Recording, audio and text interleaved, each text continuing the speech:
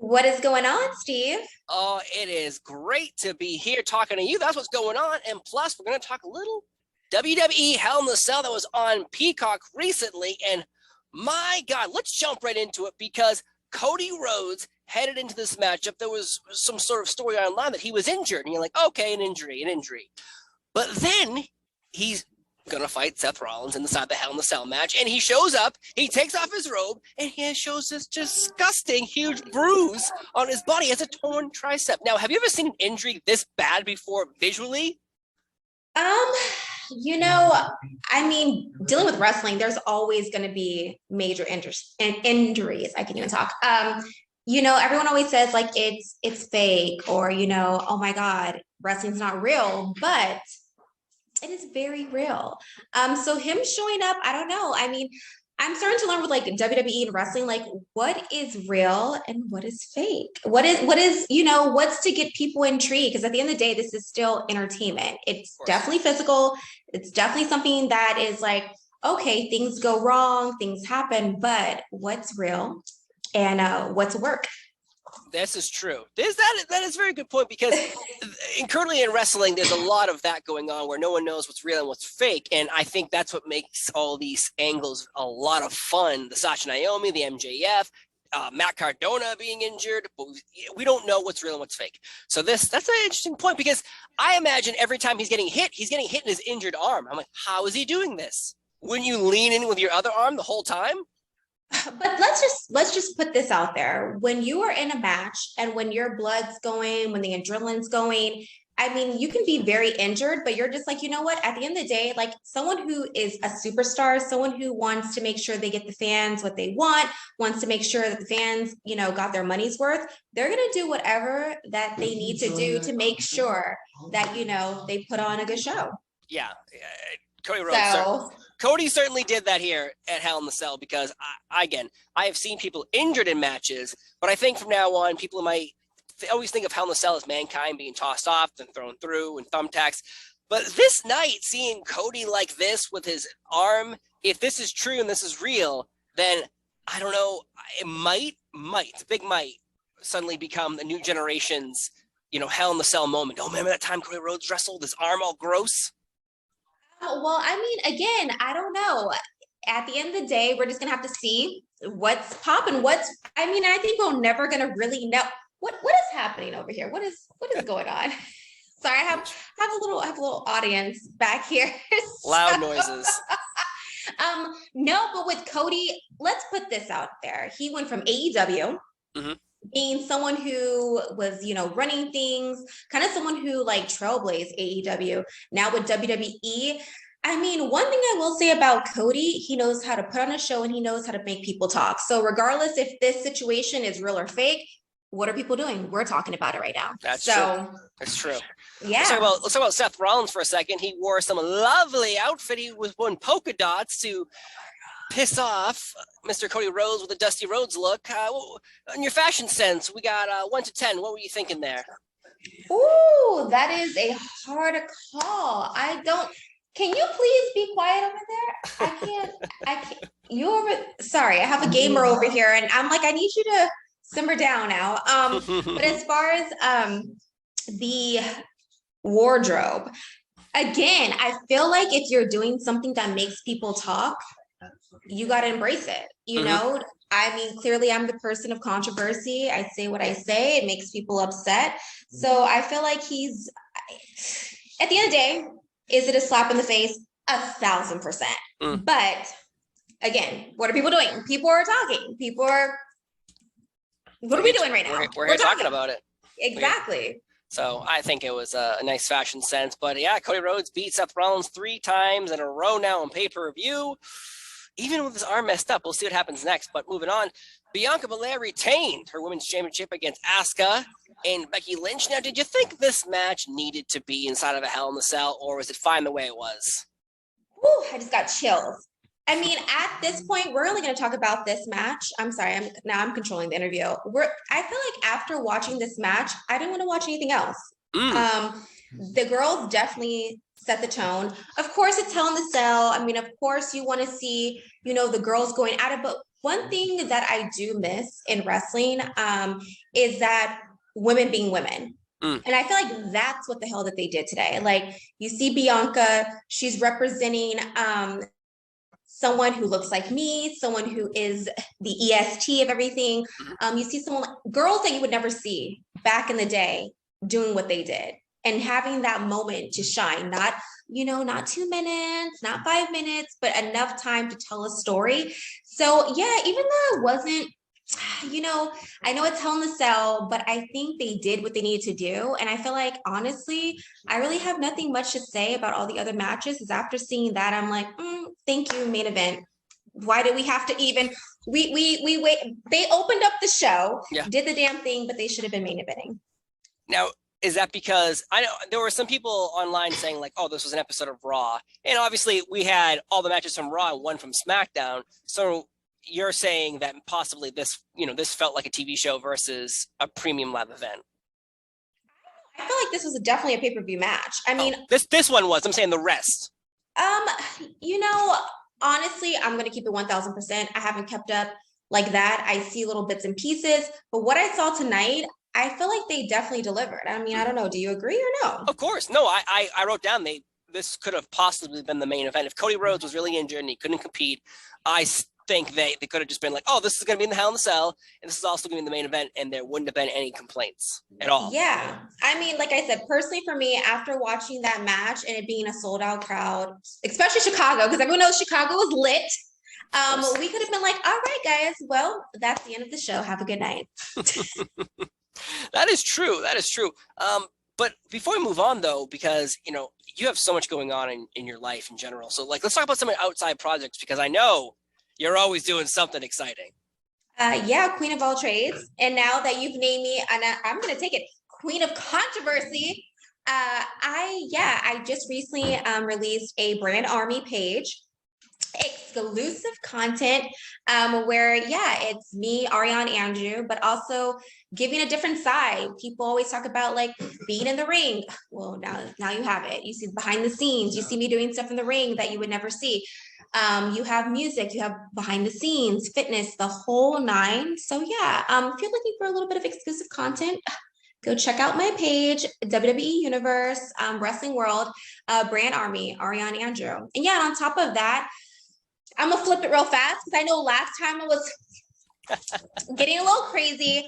To bring it back home, and especially talking about like the girls and how they delivered today with my new song Queen. I'm gonna be dropping the music video, and that has to do with like women empowerment, queendom. I just partnered with See Her, which is like a huge movement with women in media, pretty much embracing women, saying like no matter where you come from, no matter what your background is, embracing you, whether that means you have diarrhea of the mouth like myself, or if you have someone that is representing whatever it is, it's allowing women just to like embrace who they are without having this stigma of like you have to stay in this box. And I feel like we live in such a box. And now cancel culture, you say effing, because I'm gonna keep it cute today, you say fucking, excuse me, anything wrong, everyone is like, you're canceled.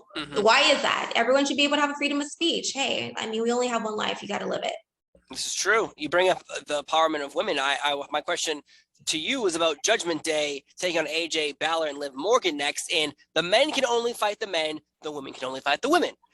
Do you feel like that shouldn't be the case? It should be Rhea Ripley can body slam AJ Styles if she wants to. That is a very difficult question to answer.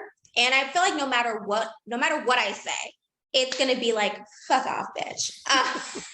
No, for real, because I feel like the women have come so far. But one thing I will say is that what, makes women's wrestling so dope, so freaking amazing is that a woman being a woman. So I think it's dope if you can be able to show off a few little moves, but still embracing like sex appeal.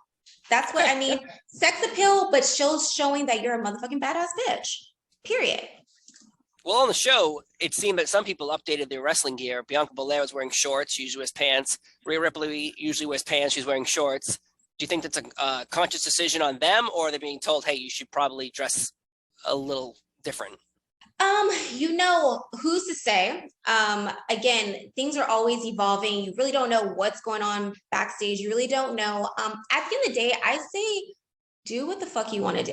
I mean, obviously, you're still gonna have the machine behind you. You obviously want to have the support. You want to have the support of the universe. But I feel like if you don't stay true to who you are, like, how do you ever move forward? How do you ever get to what you want to do? And I mean, I know that can sound even contradictive based on controversy queen, based on what I even said with the whole Naomi and Sasha situation. But I think you have to know the moment when to do it and when you have to like sit.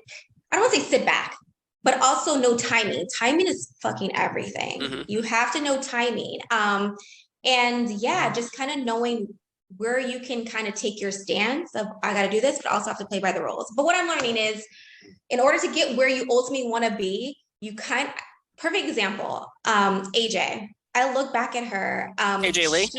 AJ Lee. You know, she's a gamer. She really connected with the fans. She was like the underdog. She played the general manager. She did all these things until finally she rose so fucking high. And she's like, now I'm going to do what I want to do. Now, some things I don't necessarily agree. Maybe things that we had in the ring or what, you know, whatever things we have. Mm-hmm. But one thing I will say about her, she did what she needed to do and was like, now look at me. I'm doing what I need to do. Like I'm being the person I've always wanted to be. Of course. And she, if you know anything, she's married to CM Punk, who recently broke his foot.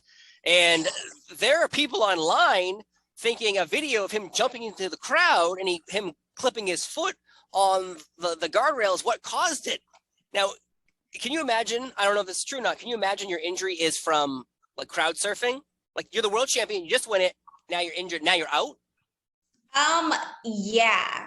I would be so fucking pissed. Like, so, like I'm having my moment and now you decided to kill my whole vibe and now I have to be out. I would be so mad. I mean, especially because I'm like, I mean, I appreciate the wrestling fans. They're so supportive. They're so just like, I rock with you. But you have to know too, like, come on now, give me my moment. If you wanted to hop in there after because you wanted to like do something stupid, because you're always going to have that one person who does something stupid. I mean, I will never forget the whole moment with Randy Orton, where like the fan jumps in the ring. It's like, I get someone's going to have that moment. Maybe they're super excited or they just feel super, I don't know, like they want to connect or whatever the case is, but come on now. Don't kill the vibe. But we don't know if that's true. We don't know if that's true that he jumped in there and broke his foot. We don't know that. But it certainly sucks for him as someone who returned to wrestling. Everyone wanted him to for so long. How long has he been gone? Like he was gone. CM Punk was gone for a long time. Almost close to a decade. Close to a decade. And then he comes back. He had a pretty good run in AEW, then won the championship. And you're like, yeah, woo! Oh. And again, it's not his fault that these things happen. It's just sometimes bad things happen to good people or bad people. But yet here we are talking about it because AEW has a kind of a stuck in a pickle here. They have to now crown a new champion, but don't say CM Punk lost. Like that's confusing to a lot of people, I think. You know, it is confusing, but at the end of the day, like I think what the world of wrestling needs to understand is still entertainment. So I think a lot of times people get so caught up on like the moment or, oh my God, so invested. I'm just like, enjoy the show, enjoy the journey. Yeah, this is not, again, like this is not UFC. This is not, it's definitely very competitive. You know, what people do, especially like the main superstars, what they do to like put their lines and put their bodies on the line is major, but just go along for the ride. Just enjoy it. And whatever is real, whatever is fake, take it for what it's worth, because let me tell you, people who are slamming their bodies, trust me, that shit hurts, okay? So I think you're on a suspicion here that you think CM Punk's foot's not broken? Honestly, I don't know. But, you know, CM Punk is one of the masterminds of people who knows how to, he's CM Punk for a reason. He's CM Punk for a reason. Like, he's the same person who walked away for a decade, came back, and is still one of the most popular people. True. He knows how to play the game, and he's very strategic, but also very fucking, that's what makes a star a star. Yeah. Most people who are on that level aren't there just because they sit back, they know how to play the cards, whether it's I'm doing this for entertainment value or I'm doing this and this shit's real. You know, he's CM Punk for a reason. True. On Hell in the Cell, though, we did see a match where I interviewed him recently, and it was very hilarious because it was Ezekiel, the brother of Elias. Now, I interviewed Ezekiel, and as soon as I started interviewing him, the first thing he said to me was, I just want to let you know, I'm not my brother Elias, I am Ezekiel. And I had to bite my lips the whole time, laughing inside the fact that he was selling this to me, which I loved. He lost to Kevin Owens, though, tonight. Kevin Owens. Will we see the return of Elias teaming up with Ezekiel? Is that even possible? I'm gonna keep this short and sweet. I don't know. Yeah, I don't either. I asked him, and he was like, I don't know. He'd love to see his brother back with him. We saw Bobby Lashley defeat MVP and Omos, and after Bobby Lashley had the WWE replica belt from the audience, he grabbed it and he was like, yeah, I'm the champ. Yeah, I deserve this. And he did the whole strap thing.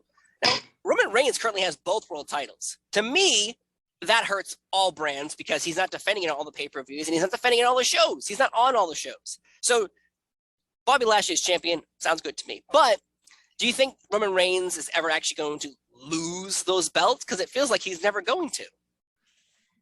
Oh, I don't know. Right now, Roman Reigns is like the pinnacle of the pinnacle. You know, Sure. He's pretty much, if I could compare him to anyone, he's become like the next Rock. When you have that much power, you've accomplished that much. He is the top of the creme. I don't know. What if he's like, this is what I want my legacy to be. This is what I'm never gonna lose. Like, I mean, I don't know where you go from there, but what if, I mean, imagine we've never had someone like that. We've never had someone where they've just held the titles. Not only one, two. And recently too, because you got to go back to like the the 80s, Bruno Sammartino, and Hulk Hogan, and all these characters, these different era. Because you weren't wrestling on every Monday, every Friday. You know, it was all house shows and random, and then you had TV where you were just promoting the house shows because that was the business in the 80s. So it's different then than it is now. So him holding the title for like another 4,000 days would blow my brain, but it could happen. What I mean, honestly. But imagine how massive of a star and that just built. I mean, there's gonna be some people who are so fucking upset. But imagine what if it's never been done. What if literally he holds on to them until he's like, okay, I retire. I'm a grandpa now. I gotta go. I'm a grandpa. Or it's more like they come up with a storyline where he's like, I need a break. And it's like this big storyline that they make, and it's just because he takes a break, but he still holds on to the titles. God, I hope that doesn't happen. You know, I mean, imagine though, again, it gets people talking. Like the one thing about wrestling, the one thing it's going to do to people, it triggers people, make people upset. And the more that people hate you, the more that if people aren't talking shit, you're not doing something right. So imagine, I mean, yeah, usually like the person who's holding the titles and for that long is like the biggest baby face, but why not create the biggest heel of all time? Woo! I like it. I like it. I'm a little scared, but I like it. We also had a no-holds-barred match with Happy Corbin and Madcap Moss. This is interesting because the crowd really wanted tables, and Corbin's like, nah. And I guess that's a really good heel, where they're like, please give me a table. He could have easily just grabbed it and the crowd would have cheered for him. He's like, no, I want you to hate me. That's what I'm supposed to be doing. So do you believe like there should not be cool heels giving the crowd what they want? Cool heels. No, absolutely fucking not. The point of a heel is for people to have a reaction. Like if you're not doing something to really piss people off as a heel, you're not doing your job right. That's true. That's all I have to say. Like, I mean, I can just like one storyline I always think of is like having the biggest storyline of like holding the title and you just never wrestle. You're just like, you get in, not today, bye. I mean, just that will just pisses people off so much because it's like we came here for a show, but that means you're doing your job. If people are cheering and you're cheering you and you're a heel, something's not right. Even if you're like the top of the top, I just feel like there should be, and of course, you're gonna have the people who still love you because you're obviously so good, you're so talented. Mhm. You're gonna have the people who are cheering, but you want to get under people's skin. That's the whole point of being a heel. That's why I made a great heel. I mean, granted, I wasn't here, but I mean, and I couldn't wrestle. Well, let me take it. I wasn't the best wrestler. I'll give, you know, I had 3 months of training. Damn, I just said I can't wrestle. No, fuck that. I can wrestle. Just with what I had for 3 months. But I knew how to make people upset. Yeah. I know how to entertain. It's more than just wrestling. It's about entertainment. You certainly did make some people angry at sometimes. I always will make people angry. That's what I'll continue to do. I love it. One more match. U.S. Championship was on the line. Theory, Vince McMahon's protege, took on Mustafa Ali, who's from Chicago. They were in Chicago. So as soon as I heard where he was from, I was like, oh, that guy's losing. And is that like a thing? Like they just love to have people in their hometown lose, like in front of mom and dad in the crowd? I mean, I don't know. This is the thing. Like I sometimes, Lord, sometimes I wish that I was a writer because I would do completely the opposite of what's been done. I mean, because then it becomes predictable. Like people, I mean, if you have like a mid-carder going against someone who is, you know, someone who's again the higher card, like switch it up to like give that shock value where people are like this. Yeah. You know what I mean? Did you just fart? Oh my God. It's you just never farted. boring with you, is it? It's never boring with you. That's why I love you so much. Oh my God. That is so embarrassing. You just farted while I'm doing an interview. It's all right. It's okay. Everyone farts, okay? Just clarify. That was so loud. Did you hear that? No, I didn't hear it. You could have said nothing and I never would have known. As I said, there's a book called Everybody Poops. So we could definitely, yeah, everyone does that, but I mean, at least that's like me farting right now. It's just like, hey, Steve, like, I mean, I might burp because I don't care. Oh my. But I wouldn't fart. I mean, I would like hold it so tight. I'd be like, oh my God, okay, well, it's been great chatting. Gotta go, bye. What is happening? I love it so much. I love it so much. Well, I think you've already mentioned that you thought the first match was your favorite matchup of the evening. And the rest you were like, eh. And the main event you enjoyed. And you don't know if Cody Rhodes is actually injured or not. Yeah, I don't know. I mean, honestly, like I thought we were gonna be done with the interview after we were done talking about Bianca, Asuka, and Becky, to be honest. I was like, all right, that was good talk. Have a good day. Bye. Well, soon enough, we'll be wrapping up.